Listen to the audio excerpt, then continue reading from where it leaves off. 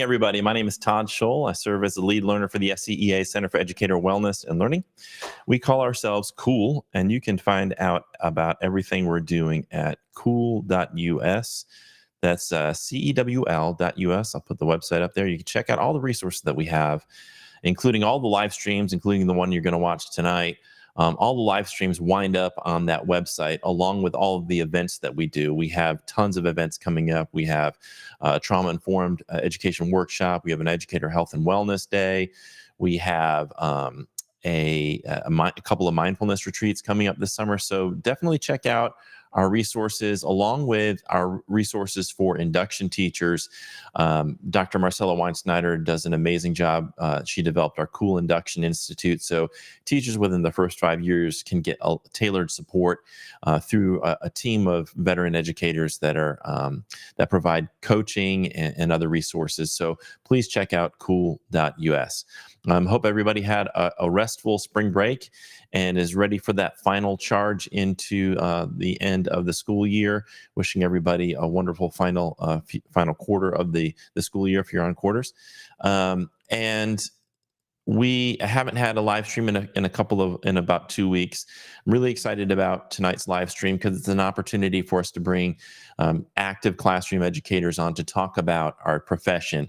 I also want to just preview that Dr. Robert Sapolsky will be on the live stream Thursday night. He's a famous Stanford professor, has written a lot of books, and he's going to be talking about transgender neurobiology, which I think is a really fascinating subject as the state debates these transgender bills that can affect our trans teachers and students. And it's really, really important that we equip ourselves with scientific understanding about this subject, so that we're not just speaking from personal preferences and biases, that we actually are armed with information that will help us make wise and compassionate decisions. So tonight, as I mentioned, 3 amazing educators. They are all cool content creators. So we have Alex DelCastillo. If you're on the SCEA's TikTok, you've probably seen his face. He does a lot of videos around mindfulness and sort of self-care. He's also done a session with us on yoga. He's a 200-hour yoga certified yoga teacher, an amazing young educator here in Horry County. We also are going to have a couple of other familiar faces, including Cassie Owens Moore, who does cool books for us. And each month or so, she highlights a banned book or a subject around banned books, and you can find all of that on the Cool website as well. She is a school librarian in Oconee County and was the Oconee County Teacher of the Year and a president of the Oconee County Education Association. And the final guest tonight is going to be Mindi Penn. Mindi does something called Cool Stories. These are really, really interesting stories, very authentic stories that she tells about her classroom experiences and her experiences as a teacher, how things land on her with her students and the school culture and so forth. Really, really compelling stories that she tells, and really heartwarming stuff that I just love to watch. So you can watch, and she's also here in Horry County, a teacher at AAST. So without further ado, let's bring on Cassie, Alex, and Mindi. How are y'all doing tonight? Hi. Hey, Well, doing well, thank you. All right, Cassie, you sometimes are a little bit. You're not frozen anymore. I don't want you to be frozen. So this is so I haven't been in the classroom for a while. I don't want to say how long, but it's been a while. I've been obviously involved in public education in a couple of different ways, but I haven't been in the classroom. And I really felt like, I'll bring on someone like Diane Ravitch, some other people here on the live stream, but none of these people are a lot of these people aren't actively in the classroom. And I think it's really important that we hear from active classroom teachers about what the profession is like. And really, that's what I wanted the conversation tonight to be about, is what teachers are experiencing, and perhaps what teaching could be in your mind. What are some of the things that we need to change about our profession to help prevent this mass exodus of teachers leaving the profession and the difficulty that we're having recruiting young people into the profession? So that's going to be my first question to you is, let's start with a positive. I always like to start with a positive. What is it that brought you into teaching? What was the promise of teaching, and what do you enjoy most about this profession? We'll start with Mindi. What do I enjoy? Well, I backed into education, and I won't. That's a really long story because I was not an educator for 15 years. I was in the very first teacher cadet class in South Carolina in Horry County in 1989, and I took it because my teacher was cool, and I wanted to be with her some more. So I took another class with her. I didn't care what she was teaching; I would take it. But I knew for sure I was never going to be a teacher because my mom was a teacher, and saw how hard she worked, and I thought, no, not for me. I tried not to be an educator for 15 years. And then I came into public education at that point.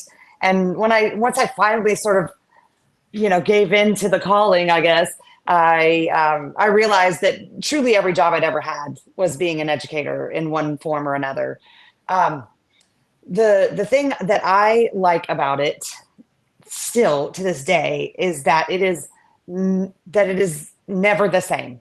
It is creative. It is innovative. It is always changing, and that suits my need to create and innovate constantly. So that's, I think, what probably keeps me here. That and, the staying connected to the younger generations. I teach high school, and when I say that, people say, oh my gosh, poor thing, bless you. And I'm like, no, they're amazing. They're incredible. They are just figuring out who they are, and they're exciting. And, I've never felt behind or old because I get to teach them. So yeah, that's where I come from and why I'm still here. Awesome. Let's go with Alex next. All right, so I actually grew up here in Horry County, went through Horry County schools, graduated from early college, high school, went to Coastal. I originally wanted to do high school math. I love math, and I said, I think teaching would be something I would like to do. And then I ended up switching into middle level education with the concentrations of math and science, and I love it. I mean, I'm in my 4th year teaching at Ocean Bay Middle School, and during my 2nd year of teaching, I was able to get the honor of being Horry County's Rookie Teacher of the Year. I never thought I was going to be a teacher. I just growing up, I always thought I was going to be like, I don't know. I wanted to do everything. I wanted to be an astronomer. I wanted to be a doctor. I wanted to be a medical examiner. Never thought I was wanted to be a teacher. But I was inspired by just so many of the teachers that I had. There was a few teachers in middle school, and then in my high school really made a big difference in my life. I really found who I was, and I had just amazing mentors that pushed me to discovering my full potential. I genuinely don't think I would be the person I am today if it wasn't for my high school. And I kind of realized in high school that is something I wanted to do for someone else. So the field of education it kind of felt like it was my calling. I love it. It can be draining. It can be very tiring, but I get to work with incredible people. I have the honor to be able to say that I worked with Mindi. She's helped so much tremendously with my school's drama club, everything that we do in our drama club. So it's just great to know how so many paths can be opened just by being a teacher, and all the connections, not just between students with other educators. It's quite phenomenal.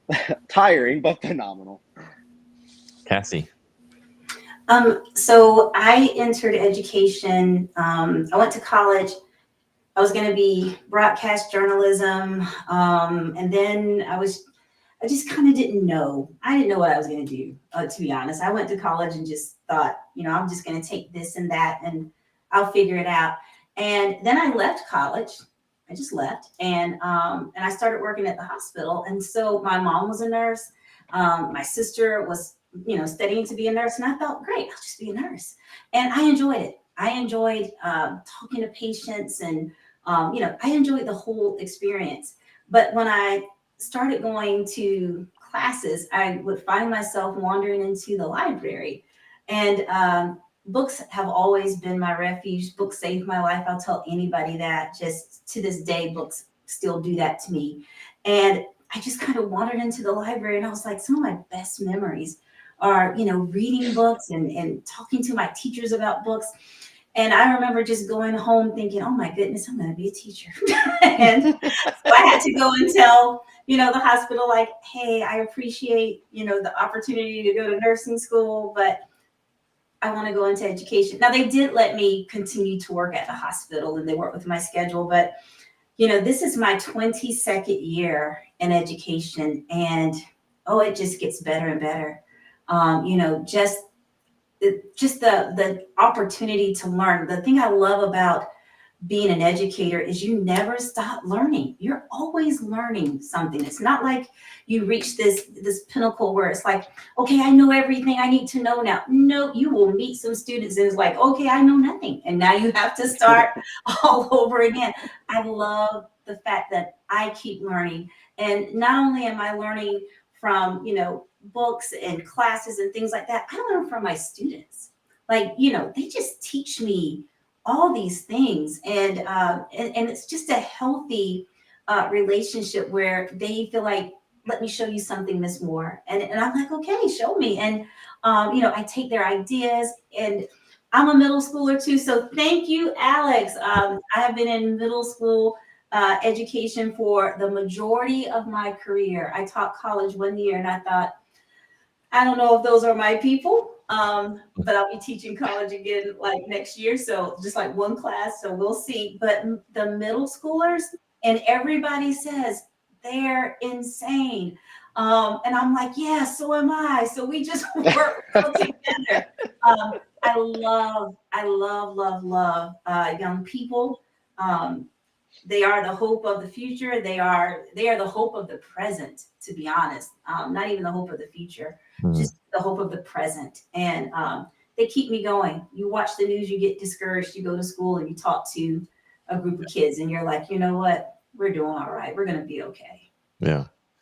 I've had informal conversations with each one of you individually about school culture and different things going on. And one of the things that I've found really challenging is, as I loved teaching. My parents are both teachers. I loved teaching. I mean, like Alex said, it can definitely be draining, and there's stress to it, and there's a lot of stuff. There's aspects of it that I never liked. Like Alex said, it got some feedback. There we go. I never really, liked lunch duty. I never, got around to really enjoying, bus duty or lunch duty. But I mean, the actual relationships that you build and just connecting with other human beings and helping them see the best in themselves, like that is such an amazing profession. And so I want to say that to young people, but I also feel like this obligation to say there's also some toxicity in here. There's also some things that we need to work on. And so I tend to lean on that because I want to alleviate people's suffering. I just want teachers to be happy and to be able to be free to teach and not be encumbered by, the stressful components that are often put on them through district policy, state policies, through social issues, things like that. I just want them to be free of that suffering. So I talk about what's toxic in the system a lot. And I fear that sometimes I lean too much into that negativity, but I would like to give each of you an opportunity to talk about, I without bringing up specifics, just what you see as things we need to address about our profession to make it better for teachers, to make teachers so that more people want to go in the profession and fewer people want to quit. And we'll go back to Mindi. Oh, so give me the core of that question again. Okay. So, sorry. That was a lot. Yeah. basically the core is, what do you see as some of the primary issues we need to address to make the teaching profession one where it's more attractive to young people so they want to go into it, and where it's not so toxic where people are quitting left and right, wanting to quit left and right and pulling their hair out? Oh, that's big. So, there's a part of me that wants to just tear the whole thing down and start over. Because there's so many small things that I think, is that really doing anything? Are we really moving the needle? It is nice to get a free lunch every now and then, or it is nice to be recognized, or it is nice to, have a wellness opportunity or something. But those, I feel like we are in such a crisis that those things are Band-Aids. They are just Band-Aids. And I have secretly harbored in my heart that my children would be educators one day, but I cannot tell my personal child right this minute to come into this field in good conscience, because it is so difficult. And I'm watching good people come in the door and go right back out the door again. I think if I had really good answers, I would be doing something about it. Well, what do you see as the primary? What are some of the primary problems though? Like you're obviously there are not enough humans to go around, and to be enough people. There's just not in our schools, and there are not enough adults. I think if I could change one thing that would instantly change every education for every single child, is student teacher ratios. I think that there are some magic numbers. I had a colleague early in my career tell me that there's something magic about 22. She was like, 22 feels like 15 and 23 feels like 30. Yeah. And I was like, I didn't quite get that. I get that now. Because there's a point at which one person just cannot give enough attention to those people. You cannot know those children deeply and truly if there are too many in the room. Right now, I teach elective theater classes. Every one of them huge, 28 kids. Alex knows how this is, right? Theater, everybody shows up. So I love those classes, and they're raucous and fun and big, but I don't know those kids the way I know my class of 10. Right. When I was teaching broadcasting and they would put 28 kids in my class and we had one broadcasting studio, I'm like, okay, we got a person on camera 1, a person on camera 2. We got, anchor 1, anchor 2, sports, weather. Yeah. And you keep trying to come up with stuff. And there is this scale issue of like, okay, I only have this much space and this much equipment and this much that I can do. Yeah. And so for a class like that, like technical theater and or for theater in general, it can be really, really challenging to try to keep everybody occupied and engaged, especially when some of those kids might have got put in there and they're not really passionate about the subject. Yes, absolutely. And theater's its own special beast anyway. It's like, in my opinion, it's the ultimate STEM class because you use science, technology, engineering, mathematics, and art all in one place. It is literature, it is math, it is reading, it is analysis, it's all those things.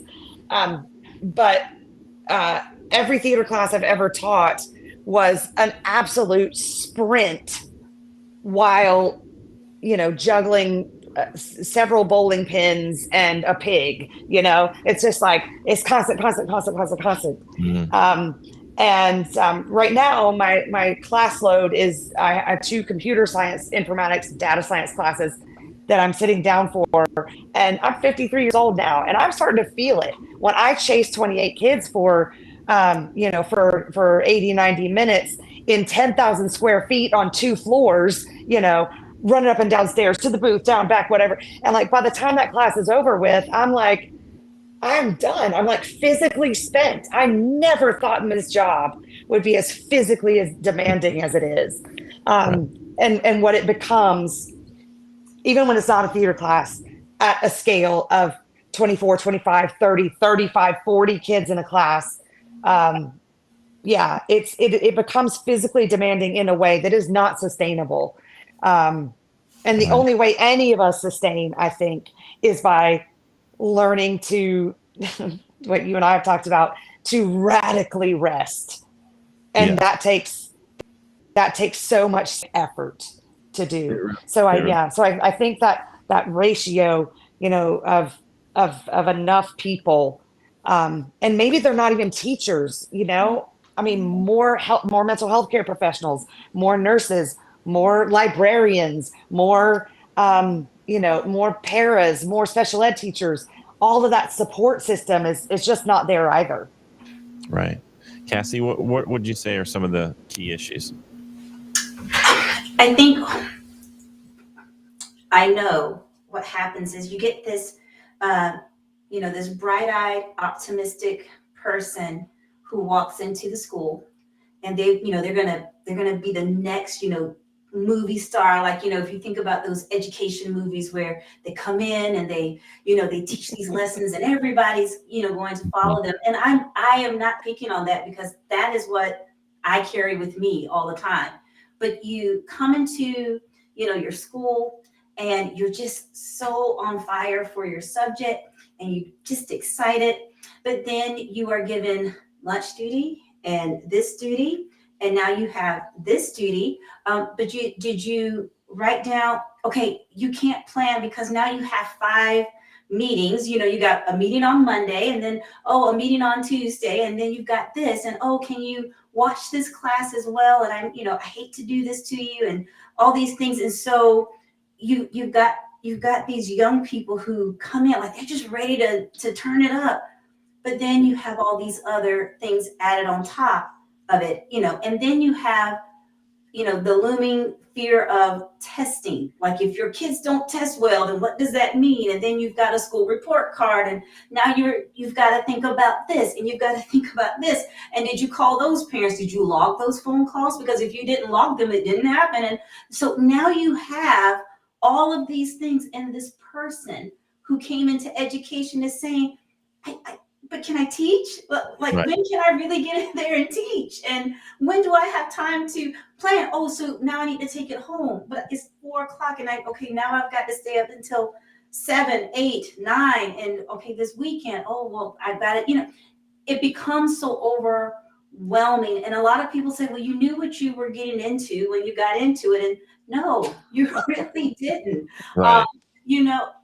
And I think that you said something about the culture being toxic. I think it is because and I included myself into it, we just accept that as norm. We're like, well, of course we're going to be tired. I'm talking about teachers staying late. I left today at 6:15. Like, why did I leave at 6:15? I mean, could I have not said 4:00? I'm done. Well, I'm already thinking about, I've got that class coming tomorrow, and I need to do this. We keep repeating this pattern, and Mindi, I think you were spot on. We need to tear it down and build it back up, and erase some of these things, these really toxic habits that we have accepted as norms. And we are shocked when people come into education and they don't accept them as norms, and we're like, I can't believe they didn't want to stick around. Well, of course they didn't want to stick around.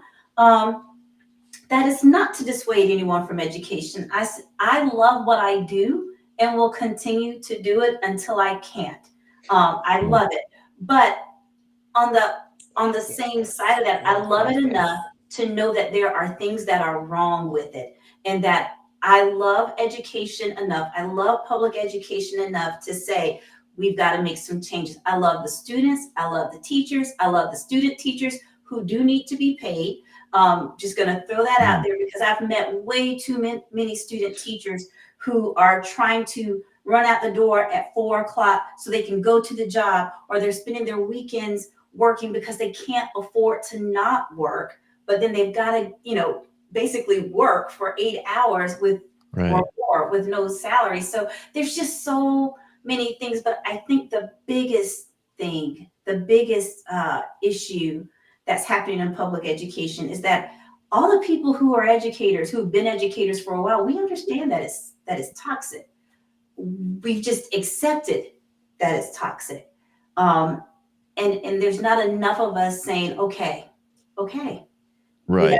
changes. And I you know, when I think about when I started my career, so I started teaching in 1995, and I think about what the profession was like then, Mhm. what the profession was when I left the classroom in early 2011, and then what I hear about the class, what I observe now and hear about, that we're having a fight for unencumbered planning time as an example, and like that was just a given that you were going to get Right. significant planning time, but that's been taken away.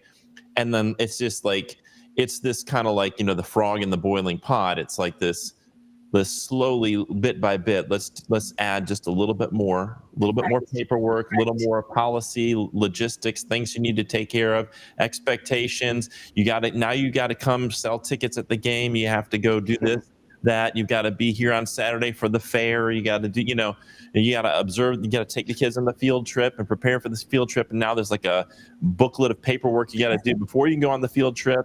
And it's like all of this stuff that's been added onto the plate of teachers slowly over time without effective pushback to say somewhere where we're going to draw a boundary and say, no, we're not going to do that. And yes, we're leaving at 4:00.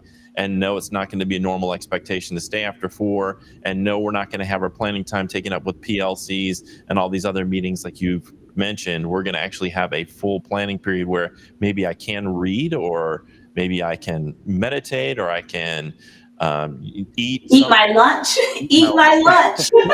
use the bathroom, like Yes. not feel like I'm going to rush through that.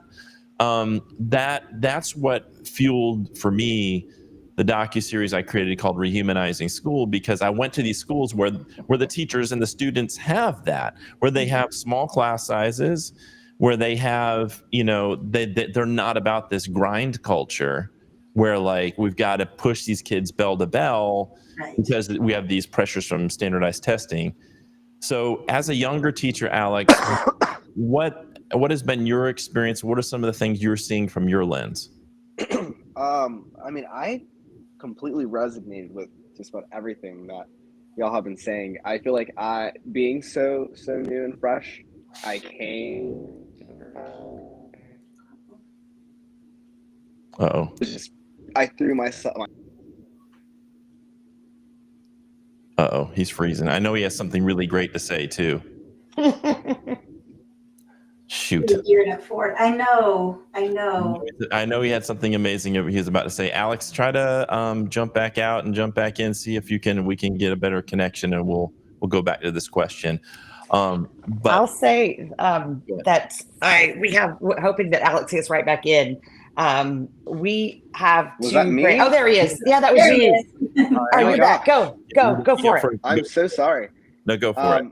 As I was trying to say, I feel like I came into the profession just full at it. I threw my entire personality into it, and I don't regret it at all. I still give 100% into my job, but it has been very draining. I think this past school year, I kind of realized that I really needed to take it down a notch because I was burning myself out. Today I just went to a couple of students' baseball game just because that's the type of teachers we are. We're going to go out and we're going to support our kids. We're going to stay after school for clubs and more clubs. And there's no other teacher that wants to do that club for you. I will do it for you because that's who we are. That's what we kind of did sign up for, in a sense. Like, yes, we wanted to do this, but at the same time, it's not really fair that we're contributing all of these extra hours and time for free. I mean, I feel like that is one of the toxic traits that's like becoming a teacher. It feels more like you're getting paid this much and then we expect you to volunteer the rest of your time. Yeah. It's not You fair, said something that I want to highlight. You said a kid comes to you and says, I want to do this club. Oh, no one else will do it for you. I will do it for you. And I think that's where the exploitation comes in. Right. There's no one to do it because there's not enough of us. There's not enough. If there were enough of us, and again, we don't all have to be, certified teachers with 20 years experience either. And all those support professionals around us, it doesn't have to be that. It gets toxic because there's not enough. And you're not going to let a kid down. Right. And it's like a double-edged sword, it's like, I would love to do this. I would love to make you happy and do exactly. I want to be that person for you, but I am draining myself and starting to come to work just exhausted. And I'm not going to do that. I can't do that to myself. Right. So it's definitely just having to find that balance of, yes, give it your all, but know your boundaries, know that your time is valuable and you're not getting paid for the extra 60 hours that you're contributing. What you guys said about planning, like our planning periods will get just consumed with meetings or it's crazy. And it is something that I do feel like needs to be revamped and relooked at. I also think that I came into teaching because I find it super important to create relationships and to be there for students. I think our system of education, yes, learning the material is important. Learning your math and science skills is important. But I think more important than that is just, hey, how do you feel? Mm-hmm. What's going on in your life? If you're acting out, what can we do to understand why you're acting out, and what can we do to work through that? I mean, it's our future. Human first teaching practices. Yeah, yes, human first. Yes. Yeah. We don't do enough of that, and I feel like especially here in South Carolina, I'm sorry, but we don't focus on social emotional learning. If anything, we look down on social emotional learning, and that's not how it should be. I Absolutely. 100% dedicate time in my classroom to ask my kids, how are you feeling? What can we do? Let's set some goals for ourselves. Let's take a moment to just mindfully acknowledge how we feel in our bodies, mentally and physically. Let's take a moment to stretch. Let's take a moment to breathe, because we don't do that as a society enough. And for us to be thinking that these sixth graders, these middle schoolers should just be pounding their heads in their books every single day, like all day, it's not healthy. And I think, I'm so glad to hear you say that, because, I have transitioned into the library. I'm the librarian.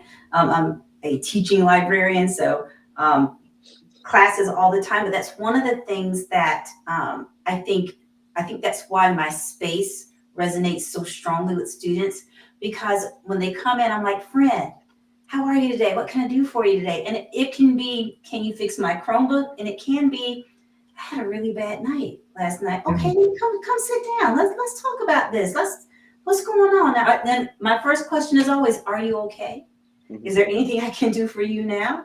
Do I need to go get someone else to, and most of the time it's just, can you just listen to me for like 3 minutes?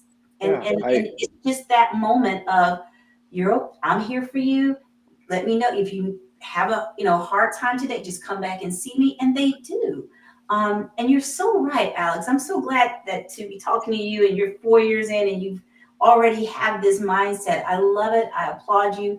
Thank you so much for understanding that, you've got to check in. You've got to talk to them, because if all that other mess is going on, they're not going to get your lesson anyway. And something that Todd has talked about a lot, we've talked about these school report cards and how that's just a hot mess because they don't tell the whole story. And so I don't want to give the impression that, that it's the administrators who are pushing this down on teachers. I think they're all getting, it's all coming down. They have their own challenges and stresses and whatnot. And, shout out to my administrator who gets it. Yeah. who is exactly doing that check-in. I hear him talk to the kids and even talk to parents, even go so far as to finding out that a family was going through a tough time, and he delivered food to their house. Hey, I can't help with everything, but I can help with this and let you know that we care about you. But we don't have enough of those people either. And even in that instance, he's still getting the pressure to, raise that school report card. That is a constant, thing in South Carolina. I think it's across the country, but I know it's in South Carolina. And I feel like that's part of just one of those pressures that we keep putting on teachers. It's like, okay, let's focus on your scores. I mean, I teach both math and science, which are both tested subjects in 6th grade. And I feel like I would love to spend more time with leadership and team building exercises, but I have no time because I have to teach all of these standards before our state testing. And I will do a great job at it. I will make sure that these kids know it.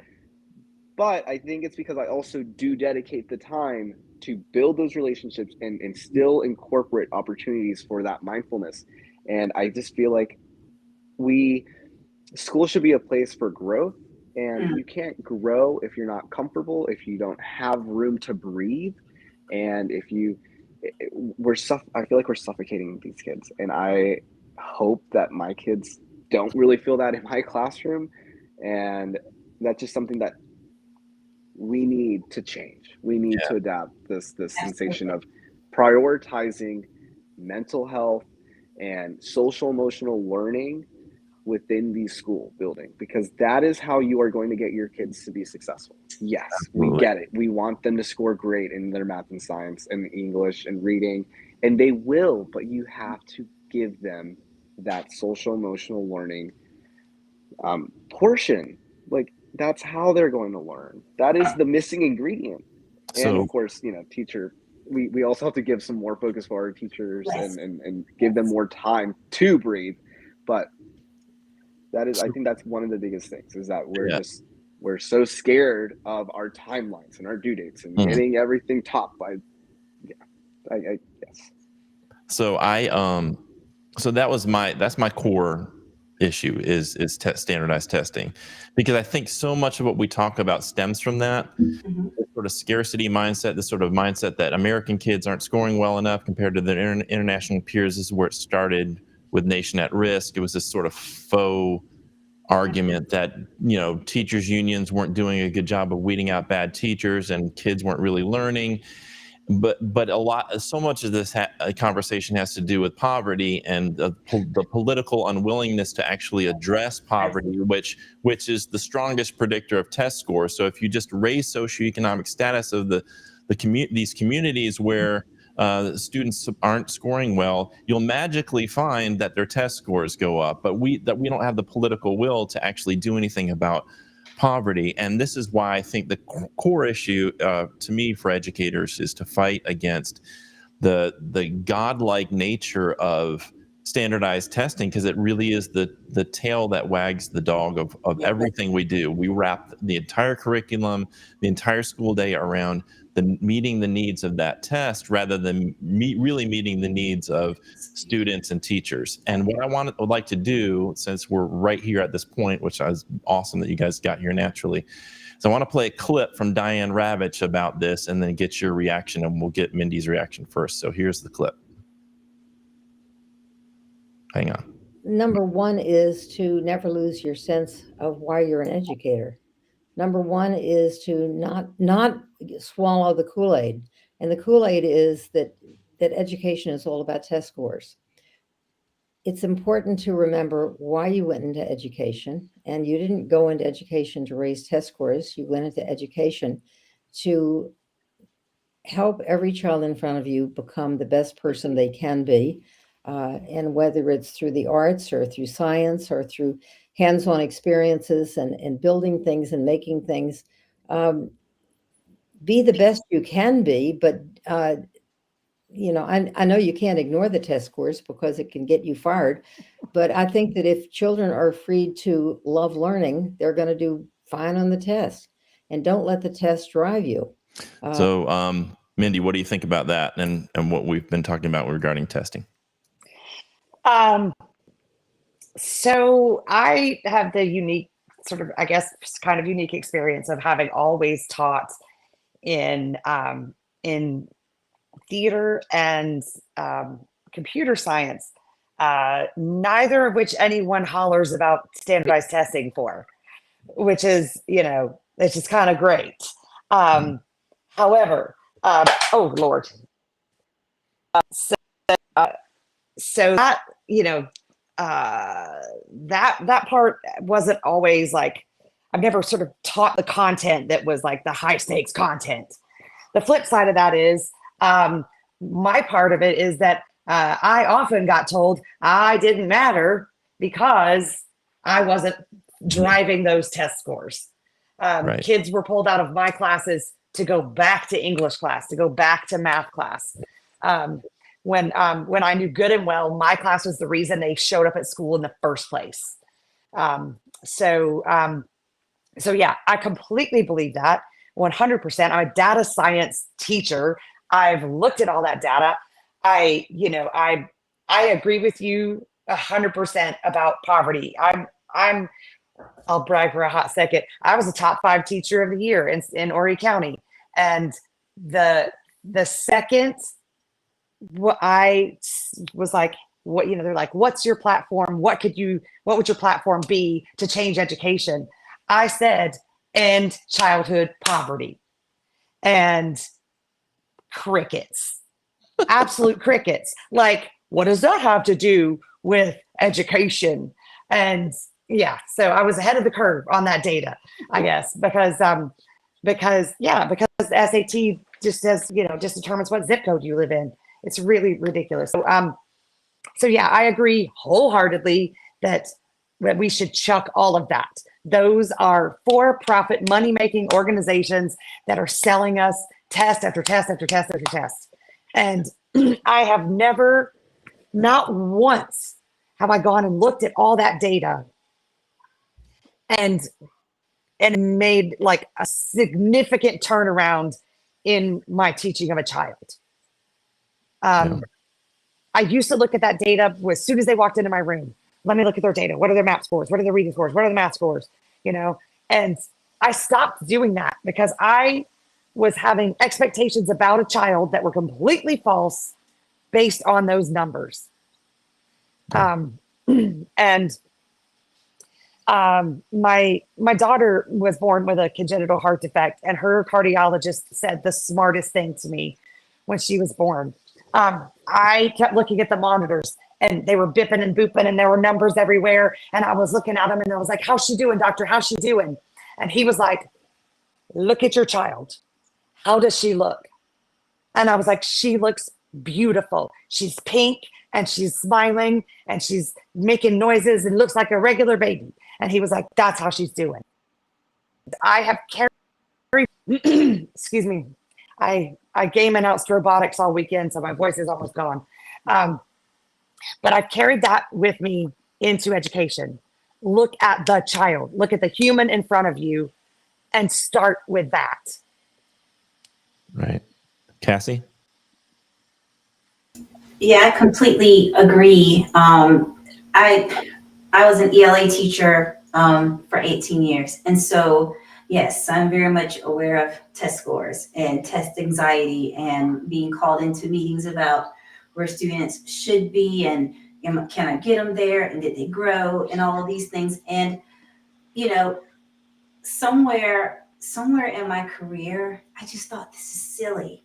This is a snapshot. This is a 1-day snapshot of this child who started my classroom, could not write more than a couple of sentences. Now we're at, good paragraphs. So is it a 5-paragraph essay? No, but look at where we started. Look at the confidence. Look at this child reading and answering and making friends, like really shy. And now all of a sudden you've got these people that you're connecting to and connecting with. And so I've never been someone who's agonized over test scores because I realized that I realized that it's just not the end all be all. When I was in school, I did not do well, which always shocks people, but because I am ADHD. Now, if you're around me more than 10 minutes, you already know this. But when I was in school, this wasn't something that people discussed. So they said, she's a daydreamer. She doesn't take her work seriously. I remember in high school, a teacher called my mom and said, I think she's got boys on the brain. And I was like, what?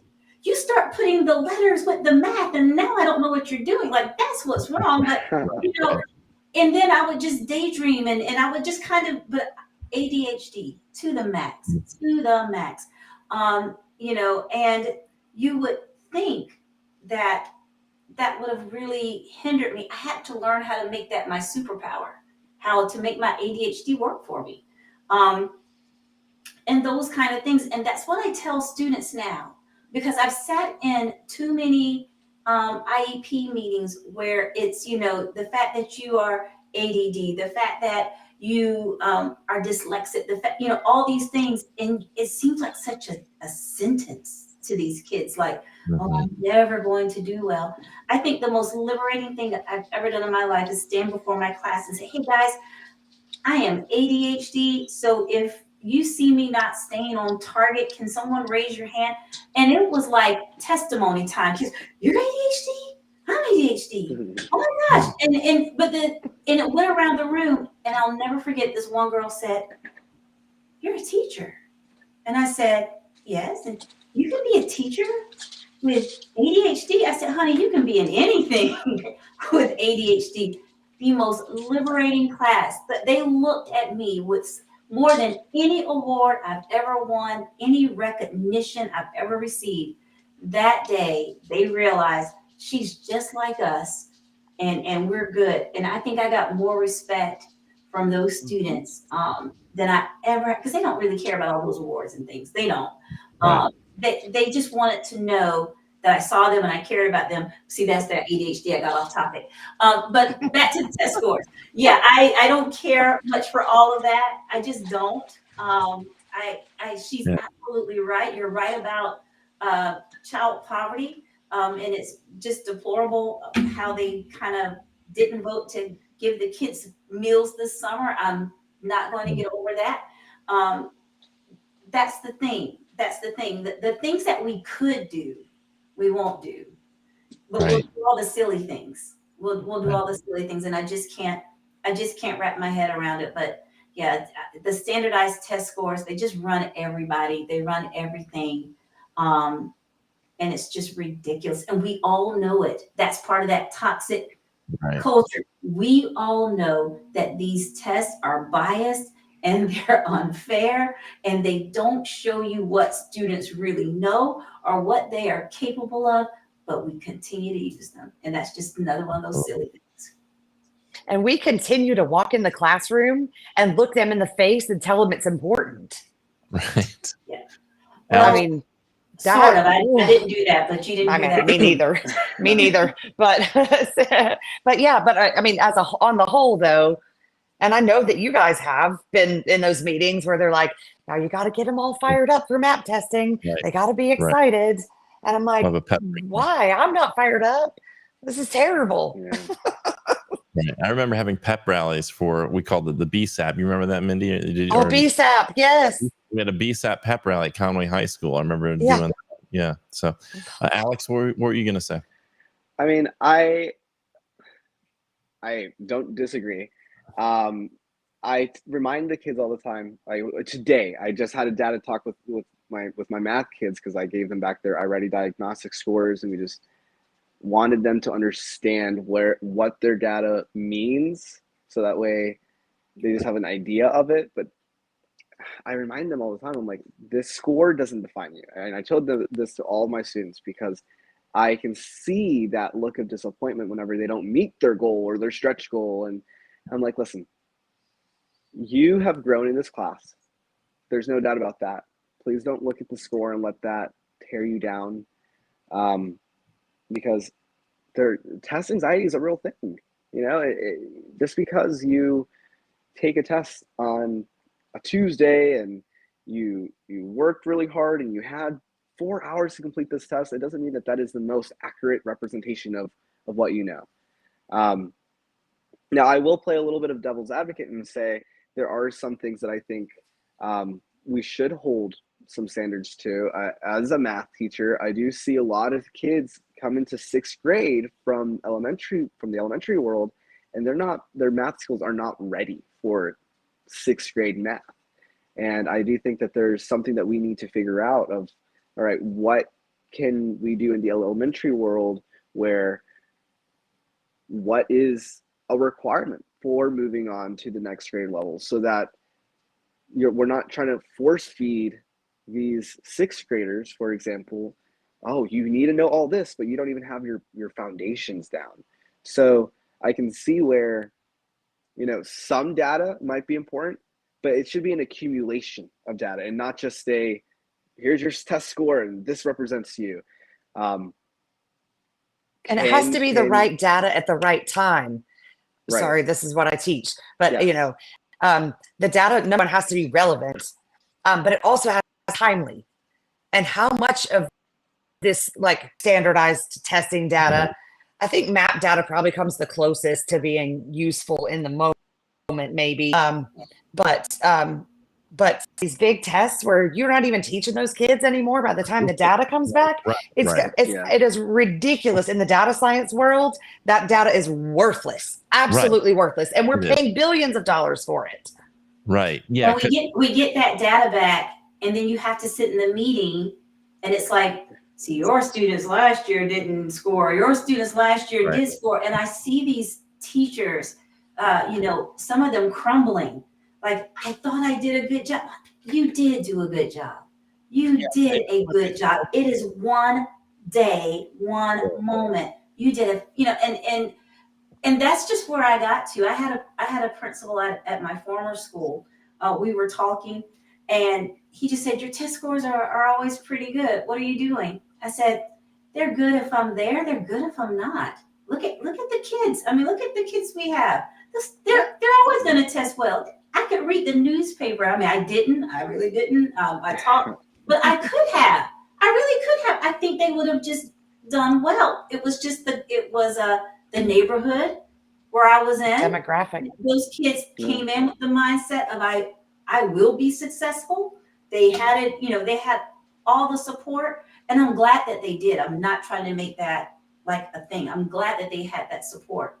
That support is super important. They were going to be successful regardless of me. I feel like that in my heart. They were just going to be successful. I have been in some other school environments where I have, as one teacher told me, you can teach the paint off the wall. And I was like, yeah. And those scores, they moved like this much. But I was proud of it. But, if we don't look at everything, if we don't look at all of it, the whole child, the whole environment, the whole experience, because as you were talking about kids coming into 6th grade, not having all, maybe not being completely ready. And that's something that I experienced when I taught ELA all the time. But then I would go back and I would see where this child has moved 7 times in elementary school, and all these different situations and circumstances. And that's when that support is needed. That's where that additional support comes in, when you're looking and saying, okay, this is what happened to this child. This is what's happening to this family right now. But, again, if you're only focused on, you met, exceeds, and all those kinds of things, you miss it. You miss all of it.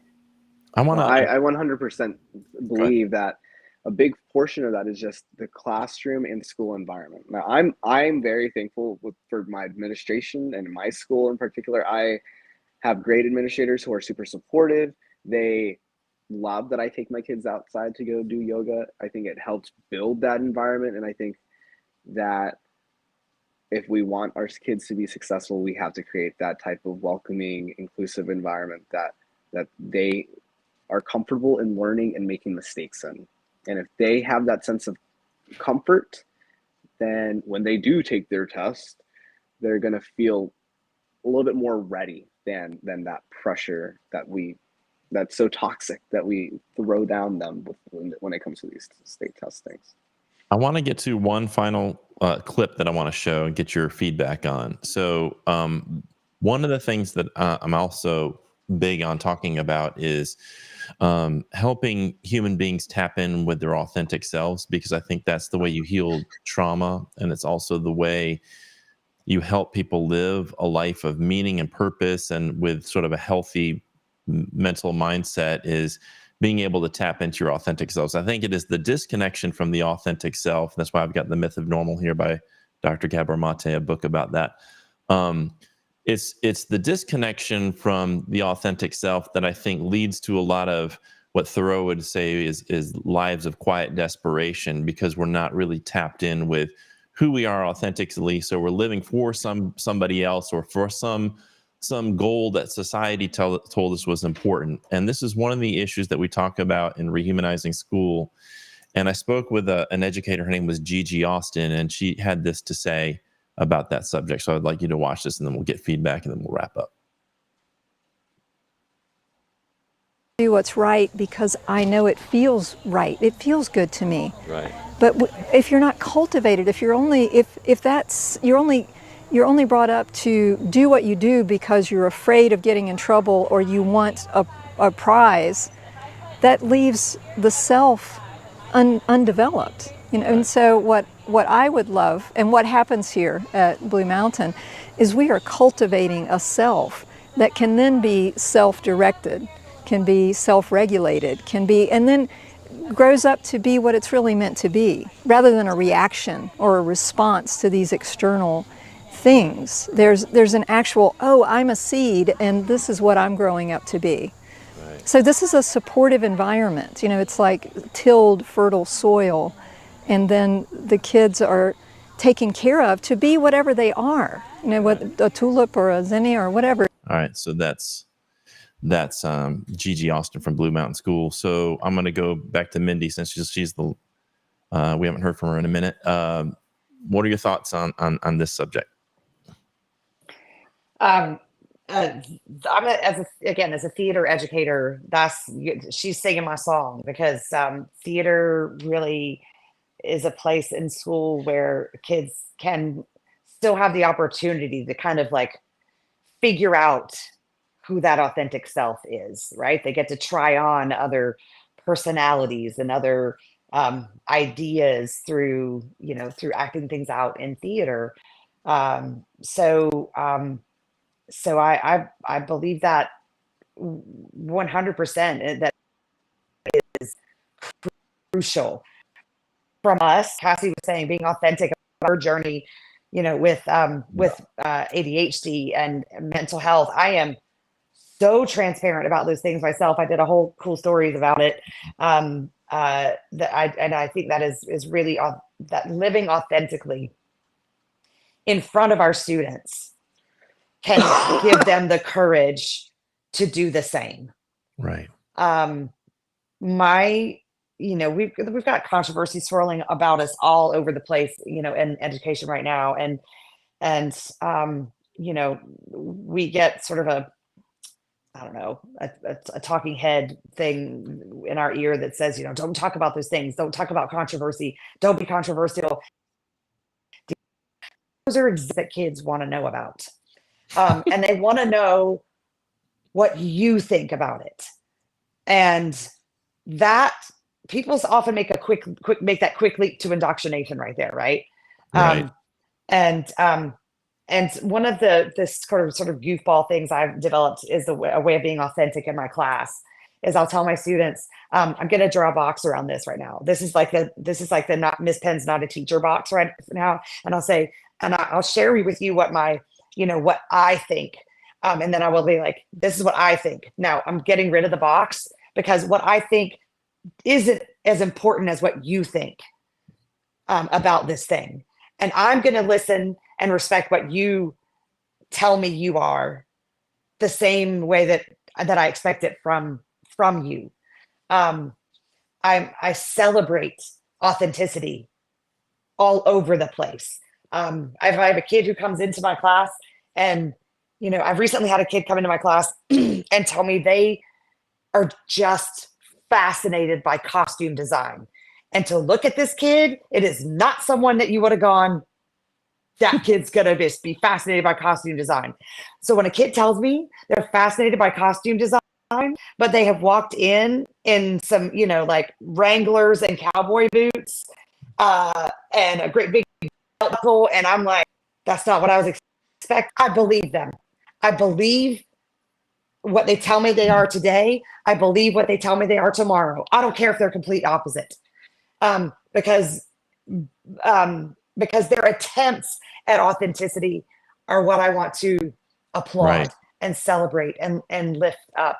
God, did I answer that at all? It's Yeah, way past the end of my meds today. No, reinforcing their authenticity, modeling authenticity is so important, because I think a lot of kids are looking outside themselves for who should I be, instead of looking inside themselves for who they should be. And that's and if that's not modeled by anybody in their lives, not their teachers, not their parents, then that's where they're going to look. They're going to look outside themselves, and then they become something that isn't authentic to them, and then they're miserable for the rest of their lives, like a lot of adults are, because they weren't allowed to be because of cultural pressures, or they just never saw a model of how to be that. Let's go to Alex and then Cassie, and then we'll wrap this up. I know we're going past time. So, Alex? I mean, I think just the biggest part that resonated with me is the fact that, a supportive environment is the fertile soil. Like, that is what we need to provide our seeds, our kids, is an environment that is supportive and welcoming, and just a place for them to be able to grow. But again, growth can only be accomplished if we give them everything, not just these growth chemicals of book work, but also some room for meditation and mindfulness, or just being able to an opportunity to talk about how they feel. Cassie, final word. Well, I have to say that Mindi and Alex are my people. You too, Todd. You're my person too. But I've not talked to Mindi and Alex before, so this has been amazing. But I completely agree with what Gigi said. I think the greatest compliment I've probably received in the past 22 years, and I've received a lot of things from students, but when a student walked into my library last year and said, I feel seen, valued, and respected in this space. And she wrote that on a card, and it is still hanging up. That is the mission statement that I follow. I look at that. If I don't do anything else right, when students walk in and they feel seen, valued, and respected, I can go home and feel like, you know what, it was a good day. And so that is my priority, every single day, just to let them know that I'm here. I accept you just as you are. And I don't care, about your scores, and I don't care about what level class you're in and all that other mess. I see you and I like you. And that's just what I communicate. And Todd, you said something. I communicate that to my students because I didn't always feel that communicated to me when I was a student. I felt very misunderstood and all these things. And part of it was the time, and part of it was just whatever it is. But I know what it feels like to feel like I have to perform to get some acceptance. And so I never want another human being, be it student, teacher, or anybody, to feel like that. So when I see them, I immediately let them know, hey, I call everybody friend. Hey, friend, what can I do for you? How are you doing today? What's going on? I call students, adults, anybody, friend. Just level that playing field. And it's just been tremendous. She's so right. We've got to, just teach We've got to show them, not even teach, just show them how to live that way, and let's be their models, and let's all just grow together.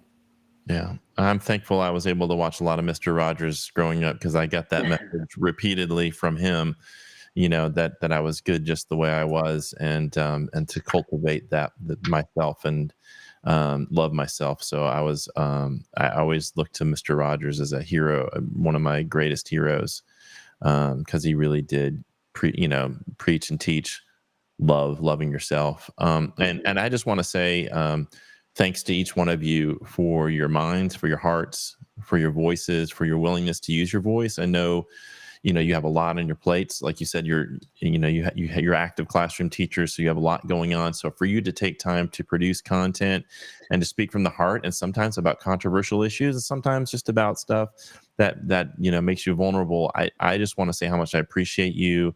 And I'm so glad that the students that you're around every day, and the teachers that you're around every day, get exposed to wonderful people like you. And I don't want to sound like Mr. Rogers, but thank you for being you. And I appreciate each one of you. So thank you for your time tonight. Thank you. All right, everybody. That was Cassie Moore, who does cool books. That was Alex DelCastillo, who does yoga stuff on our TikTok page. So if you're on TikTok, go over, find us at the SCEA. You'll see some of Alex's videos, and then Mindi Penn, who does cool stories, and all that content is just really, really great content. So if you enjoyed tonight, go check out the Cool website. You can go to cool.us to find tonight's live stream. If you just tuned in, you want to go back and watch the rest of it, you can on the social medias. It'll be archived there, but it will also be posted on the Cool website right here at cool.us. I can never get that right because of the mirroring. Cool.us, CEWL.us. A couple of things I want to promote here. One is something called Cool Coaching. And you can get free one-to-one online classroom support with our team of veteran educators, Dr. Marcella Weinsnyder, Angie Brush, and Stephanie Johnson. Every Tuesday and Thursday night, they work with induction teachers. That's teachers within the first 5 years of their career. But anyone can show up to it. You'll be put into a room with them. You can get support. You can ask them questions. It's all free, and it's all online. And you don't have to be a member of the SCEA to enjoy that program. So head on over and check out Cool Coaching. I'm going to put the graphic up here. Cool Coaching. Like I said, it's every Tuesday and Thursday night from 6 to 8 o'clock. And you just go to cool.us/coaching. Also, they do something called Dear Coach. And this is where you can just type up a question to these people, and they'll respond to you. If you don't want to go into an online, like, face-to-face format with those folks, you can just type up your question at cool.us/Dear Coach. We also have a workshop coming up. It's a trauma-informed workshop. So if you are interested in learning more about trauma, this is something that for me was personally important, because I think in order for us to model authenticity with students, we have to tap into our own authenticity. And a lot of times our trauma disconnects us from the authentic self.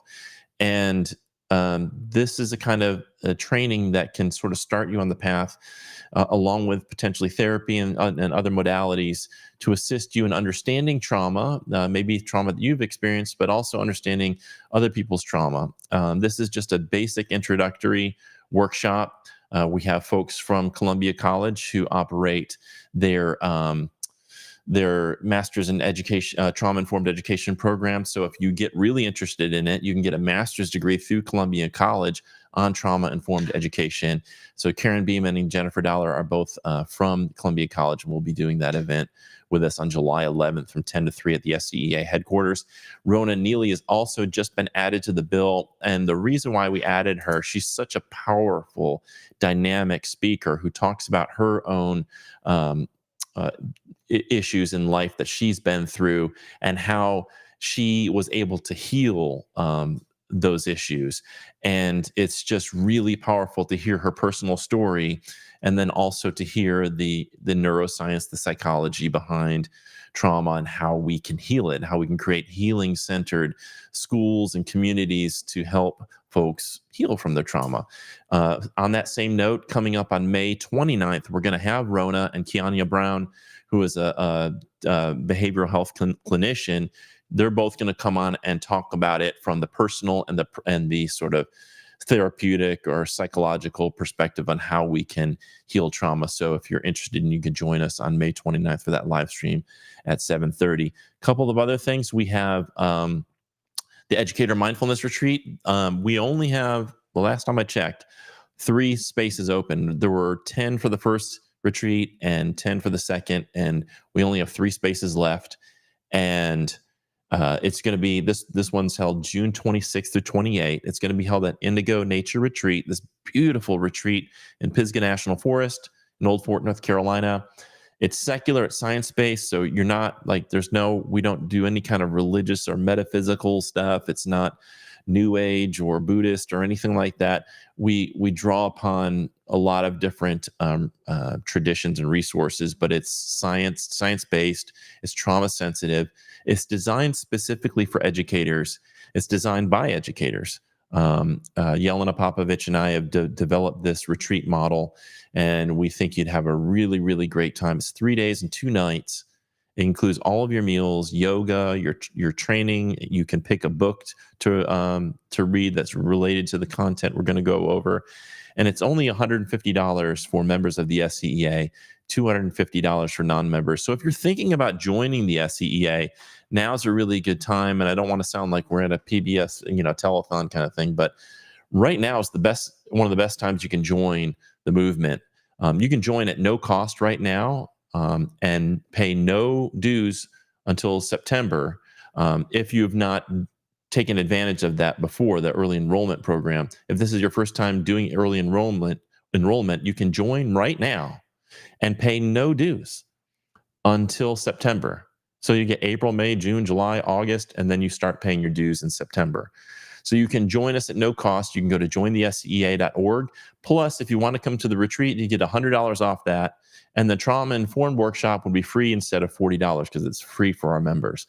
And you'll see there's all kinds of opportunities for members, not just those 2 things, but being a member of the SCEA means you're a member of the NEA. And NEA has all kinds of member benefits, travel deals, insurance deals, pet care or pet insurance deals. Like there's all kinds of, like, it's kind of like AARP where you get like a bunch of different deals. Like my credit card deal alone pays for the vast majority of my dues. It really does. Like the cash back that I get from my NEA Visa card, I pretty much pays all of my dues. So it's really kind of a no-brainer to join us because you're joining 3 associations, not just 1.